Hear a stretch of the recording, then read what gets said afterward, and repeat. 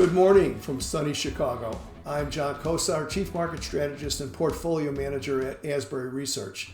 Thanks for viewing our latest Following the Money podcast. Today's date is Sunday, June 1st, 2025.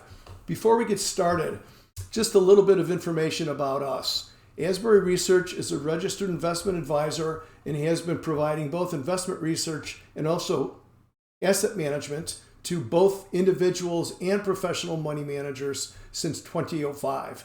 We have two levels of research available. Number one, we have our Asbury Premium, which has been around for 20 years and includes all the latest updates on all of our data-driven models and also some personal instruction on how to use these various models and how to integrate them into your own portfolio. And number two, a more recent addition is our Substack newsletter. Our Substack newsletter is asburyresearch.substack.com. There's a free version there, and there's also a paid version for only $25 a month.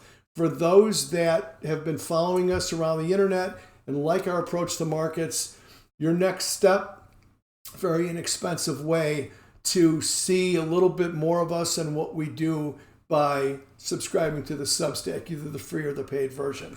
We also have created 4 different model portfolios from our own data-driven models.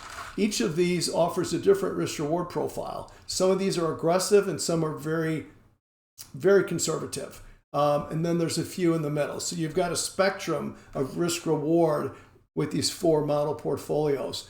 They are available as managed accounts to both individual investors and also to other professional money managers. You can contact us right here via the contact tab at asburyresearch.com for more information about these model portfolios. In today's podcast, our focus is going to be on what's been a really kind of a strange year so far. We've had a 21% sharp decline in the early part of the year, bottomed at the April lows, and since then the market has rebounded by 23%, and now we're back really close to the recent highs. Is this rally sustainable, or what does this mean for the rest of the year? Well, we're still looking at tariffs and interest rate concerns. So let's get started by moving to the Asbury 6. And those of you that follow me around the internet, either be it the Schwab Network or the interviews on IBD or whatever it might be, you've probably seen this graphic. This is our Asbury 6. I built the Asbury 6 about 10 years ago because I wasn't getting a good reading on the stock market by watching the S&P 500. The S&P 500 started to get a lot more volatile. A lot more days where the market's up 50 or 60 in the morning and down 50 or 60 at night. It seems as the years kind of tick forward, it gets more and more jumpy. And it's very easy, even if you've been doing this all your life like I have, to get knocked off of a good trade or a good investment because you have a couple of really hard days down and it spooks you out of your trade. So what we did is we took all of my favorite tactical tools that I've been using throughout my career, started to backtest them in sets of 3, sets of 5, sets of 7, to try to find a group that would kind of work as a team, where if 1 or 2 of the indicators were giving you an incorrect signal, the other 4 would pick up the metric. It would keep me in the market if I should be in the market, based on the market's internal health and not on whatever the S&P 500 is doing this week or this minute, really. So since 423, this metric has been bullish. That's kept us in the market. How do we know it's bullish? When 4 or more of the constituent metrics here are green, it's a bullish reading. It would take 4 or more of these to turn to red in order to get us to more of a risk off or a defensive position in the market. It's updated every day right here within the research center. This is the paywall for us, but it's updated about 2 hours after the close every day. And it's what really helps to keep me. I kept this internal for many years until we put it out as an indicator. So since April the 23rd, the S&P has risen by 11%. So as long as 4 or more of these metrics, these constituent metrics stay green, then we're still in the market and we're bullish. The Asbury 6, again, is a daily gauge of the U.S. stock market's real health. Year to date, the A6 has significantly outperformed the S&P 500 with about half of its drawdown, half the beta of the S&P 500. Beta measures the stock's volatility, or a methodology in this case is volatility relative to the S&P 500.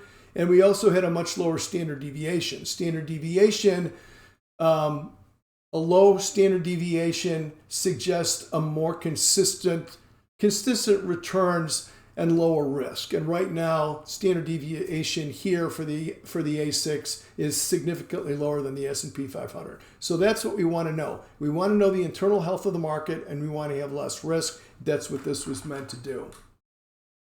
Next thing we're going to look at is sector rotation via our CEF model. CEF model is another one of our cornerstone models.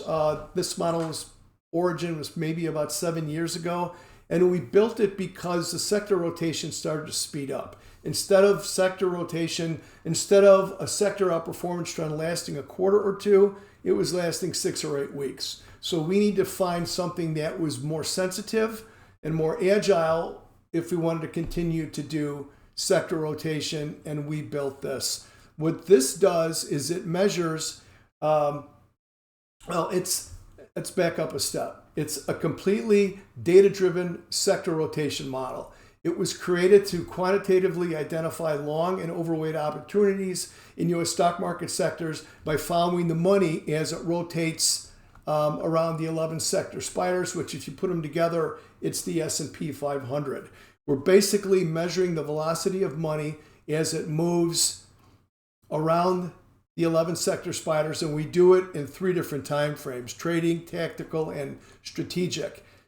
So right now, technology is number 1 all the way across.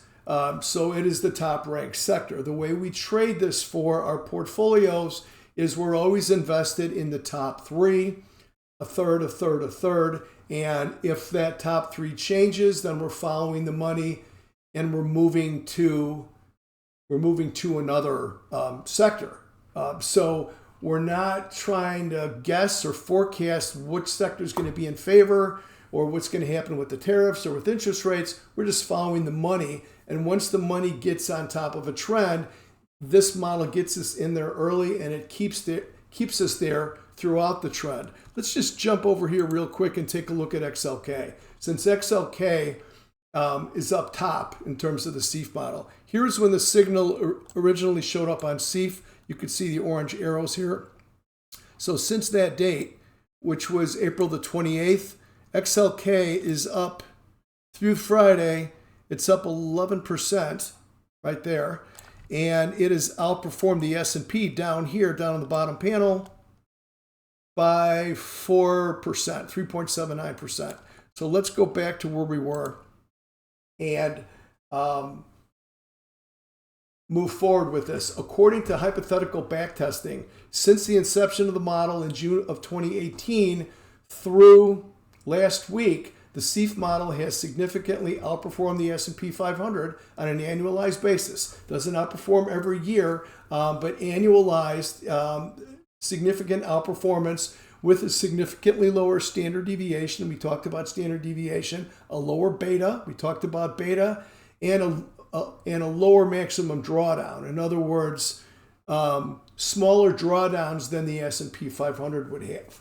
Note that the A6, the Asbury 6, and the CEF model, and the rest of our data-driven models are all a part of Asbury Research's premium service. That's the one that we access via the Research Center here. You can contact us again using the Contact tab here to request more information about services and pricing. Next thing we're going to look at is the SORT report. And the SORT report is a part of our Substack offering. And that's our entry-level Substack online newsletter. Again, the service is $25 a month. There's a free version. And here's what the SORT report does. It tells us which parts of the global market have positive trends, are outperforming their benchmarks and also have positive asset flows, positive AUM, which means that there is new money coming into that particular ETF to drive its price higher. Right now, U.S. technology right here, QQQ, is all the way across. So we've got favorable trend, favorable relative performance versus the benchmark, which in this case would be the S&P 500, and positive money flows. The other one that we looked at was the Global Equities ex-US, Spider Portfolio Developed World ex-US ETF. It's a long name. SPDW is the ticker, and that's also green all the way across. And that's, let's have a look at those. So here's the Qs.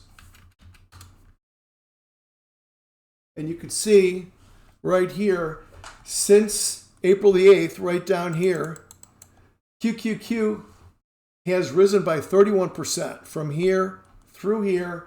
And in the meantime, it's outperformed the S&P 500 by 5%. SPDW is the other one that's favored, according to the SORT report. And down here, since the beginning of April, SPDW has risen by 24%, while outperforming the S&P 500 by 5%.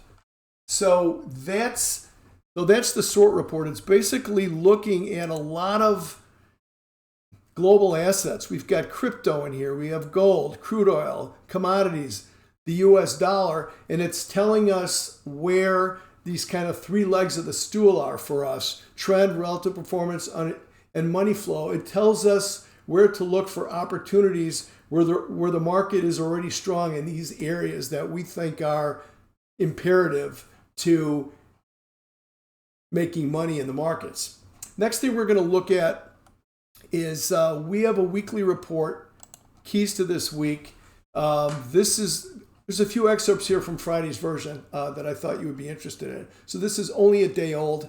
It's where we need to look for support in the S&P 500. So right now, 57.87 is the peak from March the 25th.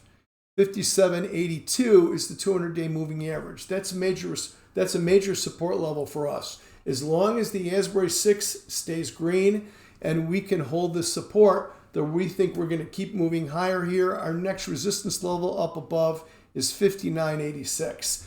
Next thing we're going to look at is leadership. For a market to make this kind of move and hold it and keep moving higher, you need leadership. So we usually look for technology for leadership. Another place we look for leadership is the Mag 7. This is a ETF. There's an ETF for everything right now, right? But this is MAGS is an ETF for the Magnificent Seven. The Magnificent Seven have been leading the stock market higher and lower for the past year or so. It's a really big part of the market that we look for leadership. So we've got MAGS up here in the 200-day moving average in the upper panel. Down in the model, or down in the lower panel rather, we have the relative performance of MAGS versus the S&P 500, and you can see that it's been outperforming the S&P 500 on a quarterly basis, on a 63-day basis since May the 9th. That's important because if we're going to keep moving higher here, we got the A6 on our side and we're above support, but we need some leadership. This is telling us that we have some leadership. The next thing we want to ask ourselves is, forgetting about tariffs or what the next tweet might be or whatever comes down the pike in terms of news, what does the market look like historically? For that, we're going to roll down here a little bit and we're going to look at some investor sentiment data. This is the investors' intelligence data. We're actually one of the inputs for investors' intelligence, and it's very important for us to get an idea of where we are now versus history. So what's happening here on April the 4th, the investors' intelligence data got to a least bullish extreme down here, and now it's starting to bounce back higher. So we use this to say, okay, when was the last time that we were as least bearish according to this metric as we are now? And we can go back across history. October of 2022, which is a huge bottom. This is the COVID bottom here on March of 2020. Jan 19 was another important bottom. March of 2016 was a huge bottom after a flat period. September of 2011, another bottom in September of 2010. So although this can't see the future, this tells us relative to history and relative to human behavior, the last several times, the last half a dozen times that we had a rebound here from these lows, from these least bullish extremes is really what they are. They were all tangible bottoms that lasted multiple quarters and not just multiple months. So this is telling us, just conceding the fact that we can't see the future, that there is room for the market to go higher here this year based on investor sentiment data. Finally, from the managed accounts part of our business, 7 of 8 of our models are now outperforming the S&P 500 with significantly less risk, specifically lower drawdowns and less day-to-day volatility. For me personally, that means a lot less stress for me and sleeping better at night. If you're interested in our managed accounts, contact again via asburyresearch.com right here and request further information and a prospectus. Just a couple of quick announcements. My son Jack and I will be speaking for a Fidelity educational webinar upcoming here July the 23rd at noon Eastern. If you go to fidelityevents.com, you'll be able to see this. You can read our bios if you like, and feel free to sign up for that. And finally, yesterday, I had an interview, a 30-minute interview with Jim Poplava of the Financial Sense website. Jim gets the smartest guys in the business. You're listening to the Financial Sense News Hour. There we go. You got a little sneak preview. Jim has the smartest and most prominent people on for interviews. We've been doing interviews with him for about a decade. So if you're interested in what we're looking at here, just a little bit different angle, we talk about some of the tariff situation, you can go to financialsense.com and you can see this. You could listen to it. It's actually just audio only. So there it is. That wraps up our latest Asbury Research Following the Money podcast. Our next one is tentatively scheduled 2 weeks from today on Sunday, June the 15th. For questions or more info or on any of the models or research or whatever we talked about today, go to the contact tab. You give us your name and your phone number and your email address. Ask us questions about anything and we'll try to get you a good answer. Thank you and have a lovely Sunday.